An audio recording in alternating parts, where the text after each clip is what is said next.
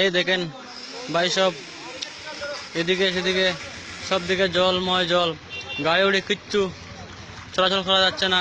এই দেখেন মানুষ কিভাবে হেঁটে আসছেন, এদিকে অটো, এদিকে গাড়ি, বাইক।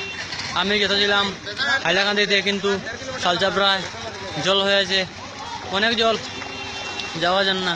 তার জন্য মানুষের অনেক কষ্ট হইতেছে, অনেক হইতেছে।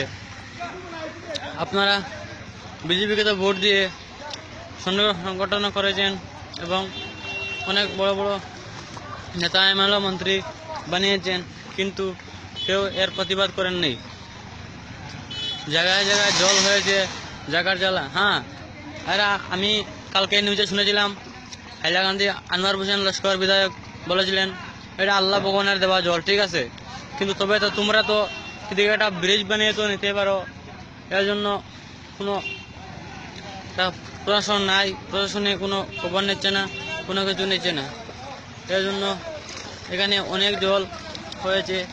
তার জন্য আমি এই ভিডিও বানাচ্ছি, আর ভিডিও বানিয়ে আমি সব জায়গায় দেখেন এদিকে করে জল ঢুকে গেছে, এদিকে জল, এদিকে জল, দোকান বাড়ি সব কিছু ঘুরে যাচ্ছে।